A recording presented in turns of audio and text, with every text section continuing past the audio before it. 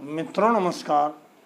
पावन ज्योतिष प्रपात यूट्यूब चैनल पर आप सबका स्वागत है। आज का टाइटल शीर्षक जो है वीडियो का बड़ा ही महत्वपूर्ण है, बड़ा उपयोगी है, समसामयिक है और आप लोगों की इच्छाओं, अपेक्षाओं और आवश्यकताओं के अनुकूल है। शीर्षक का नाम है success in competitive exams astrology. Hindi में दिया हूँ, प्रतियोगी परीक्षाओं में सफलता एवं ज्योतिषीय समाधान। या मित्रों आप समझ गए होंगे। चार्ट हमने दिया है केवल केपी लग्न आमलिक कस्प चार्ट, जो नेचुरल कुंडली मेष लग्न की देता हूँ प्रायः वही दे रहा हूँ, उदाहरण सहित समझाना है। और आज हमने इस पर वादे लिखा पढ़ी नहीं किया पहले से, यही जो करूँगा सो आपके सामने। देखिए आज के युग का, आज के समय का, वर्तमान समय का सबसे महत्वपूर्ण प्रसंग, टॉपिक और शीर्षक है प्रतियोगी परीक्षाएं और उसमें सफलता, कॉम्पिटिटिव एग्जाम्स। दो तरह के एग्जाम्स हैं बच्चों के सामने, एक तो कॉलेज और स्कूल का और एक दूसरा है प्रतियोगी परीक्षाएं, जिसमें नौकरी के लिए वो परीक्षाएं देते हैं, कोचिंग करते हैं और घर पे भी पढ़ते हैं, ट्यूशन पढ़ते हैं। तो इस तरह से दोनों दो किस्म की परीक्षाएं हैं। जब स्कूल और कॉलेज की परीक्षा की बात आती है, उसमें पास फेल की बात आती है, सफलता असफलता की बात आती है, तो हम भाव कुंडली या कस्प कुंडली के चतुर्थ भाव से पहले उसको देखते हैं कि चतुर्थ का सब लॉर्ड या उप नक्षत्र स्वामी 4, 9, 11 भावों का कार्जेश या सिग्निफिकेटर है कि नहीं है। और दशा अंतर दशा में भी वही देखते हैं कि इन भावों का जो कार्जेश होगा उसी समय सफलता मिलेंगे। लेकिन कॉम्पिटिटिव एग्जाम्स जैसे IAS है, PCS है, इंजीनियरिंग में है, डॉक्टर बनना है, रेलवे में जाना है या छोटी बड़ी कोई नौकरी लेना है, तो आज कॉम्पिटिटिव हो गया है, तैयारी चलती है। तो उसमें छठे भाव के उप नक्षत्र का महत्व बढ़ जाता है। छठा भाव उसमें 4, 9, 11 है, इसमें 6, 10, 11 है। मेन भावों पर पहले हम आते हैं, फोकस करते हैं। 6, 10, 11 ये भाव प्रमुख है कॉम्पिटिटिव एग्जाम में सफलता के लिए। इसी के साथ इनके विरोधी भावों को भी बता दें। 6 का व्यय स्थान 5वां हुआ और 10 का व्यय स्थान 9वां हुआ। कुंडली का 8वां और 12वां प्राय विरोध फल ही देते हैं। अर्थात 6, 10, 11 ये प्रमुख सहायक भाव पॉजिटिव हैं और 5, 9, 8, 12 ये विरोधी भाव। इनको आप समझें। अब आते हैं हम, इसको कुंडली में इस तरह से देखना है तो 6, 10 और 11 ये पॉजिटिव हैं और प्रतियोगी परीक्षाओं के लिए 5, 9 माने या 8वां माने या और 12वां माने या, इस तरह से 5, 9, 8, 12। अब यहाँ हम ये देखते हैं कि छठे का उप नक्षत्र स्वामी।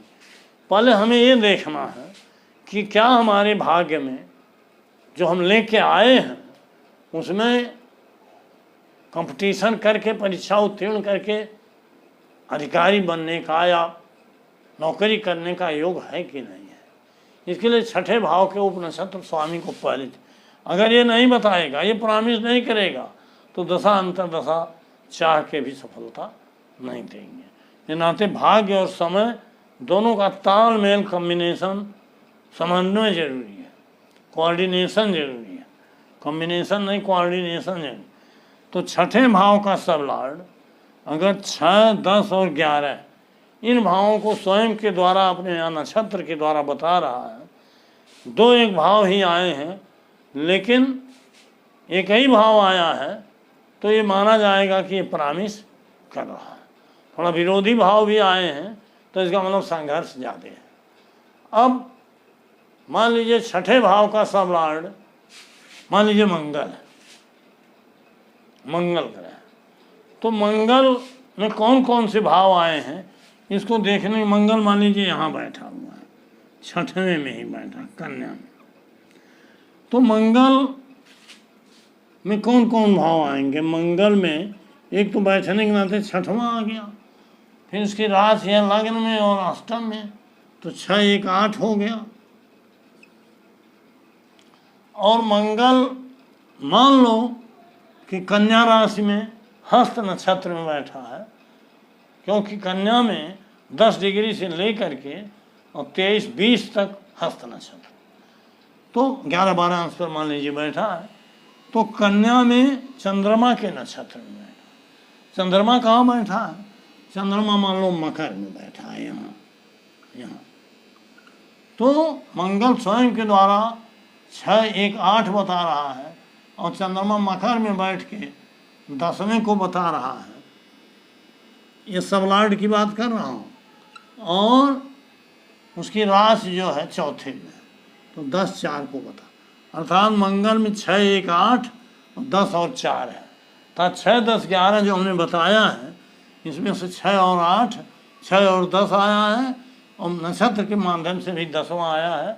इसका मतलब ये बोल्डली प्रॉमिस कर रहा है कि कॉम्पिटेटिव एग्जाम में सफलता मिलना चाहिए, मिलेगा।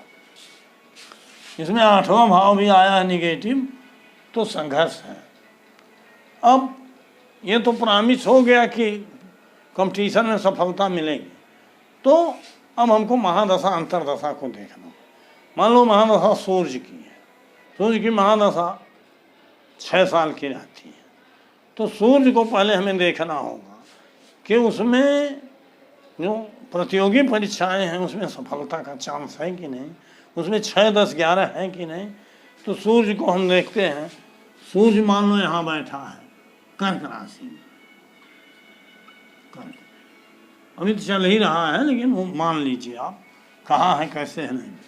सूर्य कर्क में है, तो महादशा नाथ सूर्य में आया है। चौथा भाव तो जहाँ बैठा है यहाँ आया है, और 5वां भाव उसकी राशि 4 5 हो गया। और सूर्य कहाँ बैठा है? कर्क राशि में शनि के नक्षत्र में। कर्क राशि में शनि का नक्षत्र होता है पुनर्वस 3 अंश तक, 3 20 तक होता है, और 16 40 तक पुष्य नक्षत्र होता है शनि, मान लो 10 11 अंश तक यहाँ भी बैठा है शनि के नक्षत्र में। और शनि भी यही बैठा हुआ 6ठवें में, मान लो शनि।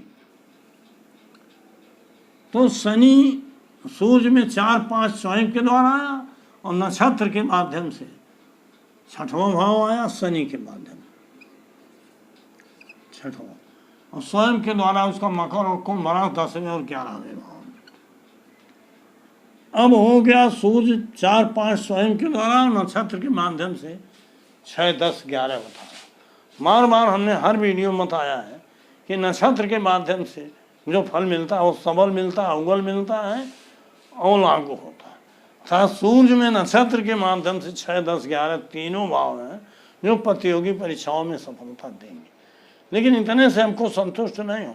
सब लॉर्ड मंगल भी बता दिया, दशानाथ सूर्य भी बता दिया, लेकिन सूर्य का उपनक्षत्र भी हमें देखना। अब मान लो सूर्य का उपनक्षत्र चंद्रमा है, तो चंद्रमा यहाँ 10वें में बैठा है, तो इस चंद्रमा में चूंकि 10 आया है, तो 10 तो स्वयं बता रहा है। अब चंद्रमा का नक्षत्र देखने के 10 4 आ गया है, चंद्रमा 10 को बता रहा है। अर्थात 6 10 11 में से कोई भाव चंद्रमा बता रहा है, उसे नक्षत्र को देखेंगे विस्तार होगा, वो भी नियम है। तो 10वें का मतलब सूर्य को चंद्रमा सपोर्ट कर रहा है कि प्रतियोगिता परीक्षा में हम सफलता देंगे। तो सूर्य की महादशा जो 6 साल की होती है उसमें सफलता मिलेंगे। अब सवाल दूसरा भी होता है कि 10 11 के जगह पर 8 12 भी आए हैं। मान लो 6 10 11 के जगह पर 8 या 12 भाव उसमें आ गया है, 8 और 12 यहाँ 6 ही केवल आया, 6 11 आया, केवल 8 12 में से कोई आ गया, हेलो, तो संघर्ष है। चंद्रमा भी अपने नक्षत्र के माध्यम से मकर में है और उसमें भी 8वां 12वां आ गया, तो इसका मतलब कॉम्पिटिटिव एग्जाम तो सफलता का देगा सूर्य, लेकिन संघर्ष ज़्यादा है और अपनी अंतर्दशा में नहीं दे पाए। तो कब देगा? तो इसके लिए हमको अंतर्दशा देखना होगा कि जिसमें 6, 10, 11 एक क्लियर कट आया हो और उसका उपनक्षत्र स्वामी भी प्रॉमिस कर रहा हो, विरोधी भाव बहुत कम आए, तब उसी अंतर्दशा में सफलता मिलेगी। ये तो हो गया सफलता मिलने की बात। लेकिन जब विरोधियों की बात की जाती है, जैसे शरीर में रोग बीमारी, स्वस्थ भी आदमी अस्वस्थ हो जाता है। कोरोना के समय में तो सभी लोग, ज़्यादा लोग अस्वस्थ हो गए थे। कोई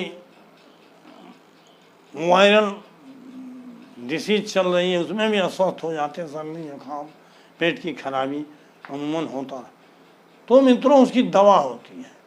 इसी तरह से विरोधी भाव तो आते जाते ही रहते हैं, उनका उपचार आवश्यक है। उसके लिए हमें क्या करना है कि हमको जो हमारा पॉजिटिव ग्रह है, दशानाथ या दशानाथ से रिलेटेड जो भी ग्रह है, उसमें 6, 10, 11 आया हो। सूर्य में 6, 10, 11 आया है, मान लीजिए उसमें निगेटिव नहीं है, चंद्रमा सपोर्ट कर रहा है, तो सूर्य का रत्न आप माणिक्य पहन लीजिए, पहना दीजिए। माणिक्य की बात बता रहा हूँ। माणिक्य 6 कैरेट से अधिक को मैं रिकमेंड करता हूँ, और 7.25 रत्ती से अधिक, नेचुरल हो, लैब टेस्टेड हो, सर्टिफाइड हो, ट्रांसपेरेंट हो, पिंक कलर का बढ़िया अच्छी दुकान से।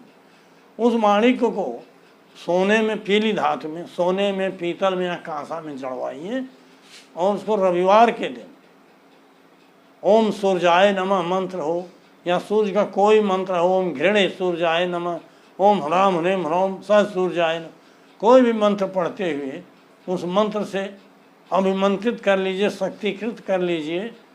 तो हमने उस विधि को भी बताया कई वीडियो में, आप देखें।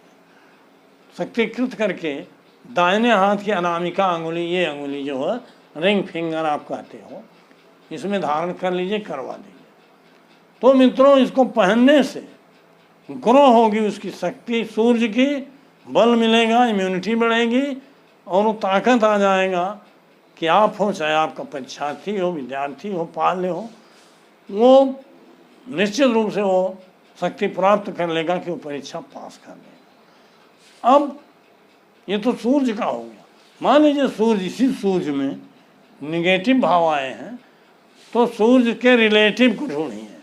महादशा से रिलेशन होना चाहिए। महादशानाथ की दृष्टि में, ज्योति में हो। दृष्टि ज्योति देखते समय ये देखिए 4 अंश से अधिक की दूरी नहीं होनी चाहिए। अगर कोई दीर्घ गति, मंद गति ग्रह से, जैसे शनिचर है, बृहस्पति है, राहु है, केतु है, इनसे दृष्टि है तो 6 अंश तक देख लीजिए, 6 से ज़्यादा नहीं हो। दृष्टि हो, ज्योति हो महादशानाथ से, या महादशानाथ की राशि में कोई हो, उसके नक्षत्र में कोई हो, उप नक्षत्र में कोई हो, या उप नक्षत्र में कोई हो, वह जो भी ग्रह होगा चंद्रमा से लेकर के राहु केतु तक, और जिसमें सबल रूप से मतलब नक्षत्र के माध्यम से 6, 10, 11 आया हो, या अधिकतम भाव आए हो, उप नक्षत्र सपोर्ट कर रहा हो, निगेटिव भाव न के बराबर हो, तो उस ग्रह का रत्न पहन लेने से भी, जैसे अभी माणिक को बताया वैसे उसको पहनिए, तब भी वही फल मिलेगा आपको, वही बल मिलेगा आपको, वही लाभ मिलेगा। तो मित्रों, वीडियो के रफ्तार में मैं बह गया, एक खास चीज़ बताना भूल गया कि अगर मेरे चैनल को अब तक सब्सक्राइब नहीं किए हैं, तुरंत सब्सक्राइब बटन दबा के सब्सक्राइब कर दीजिए, बेल आइकन आती पुश करिए, ऑल के बटन पर क्लिक कर दीजिए, ताकि प्रत्येक वीडियो का नोटिफिकेशन शीघ्र आप तक पहुंच जाए। और अगर लाइक करते हैं, वीडियो पसंद आती है तो लाइक कर दीजिए, मित्रों को, अधिकतम मित्रों को शेयर करिए, और मुझे एक प्यारा सा कमेंट दीजिए, मैं उसका जवाब भी देता हूँ, मुझे उससे संतुष्टि होती है मित्रों। तो और वीडियो को स्किप करके मत देखिए, भगा के मत देखिए, पूरा वीडियो देखिए। 10-5 मिनट आप समय दे सकते हो, एक बार नहीं 2 बार देखिए। मैंने कई वीडियो दिया है, सब में आग्रह किया है, और आपसे इसलिए भी आग्रह करता हूँ कि 1.5 साल मैंने कोई वीडियो नहीं दिया, ये नाते मेरा चैनल यूट्यूब जो है उतना मन से ग्रो नहीं कर रहा है। अब तो एक वीडियो मेरा ग्रो हो रहा है, उसमें 1000 व्यूअर आ गए हैं। तो इस तरह से धीरे धीरे ग्रो कर रहा है, उसकी मजबूरी भी है। मेरे वीडियो बहुत अच्छे होते हैं, आप खुद देखते हो, जानते हो। तो वीडियो को मेरे चैनल की वीडियो को हमेशा देखिए, बराबर देखिए, आपका लाभ ही होगा। मैं बहुत ही लॉजिकल और नियम संगत वीडियो बनाता हूँ, इसलिए आपसे आग्रह है। वीडियो लंबा हो रहा है, इस नाते अब आज का टॉपिक हम बंद करता हूँ। बहुत बहुत धन्यवाद, हार्दिक शुभकामनाएं। ये देखिए बायां हाथ फ्रैक्चर हो गया है, ये सही नहीं होता। तो फिर भी अपनी खुशी के लिए भी और आप लोगों के लिए, लोक कल्याण के लिए मैं वीडियो देता रहता हूँ। बहुत बहुत धन्यवाद, पुनः शुभ।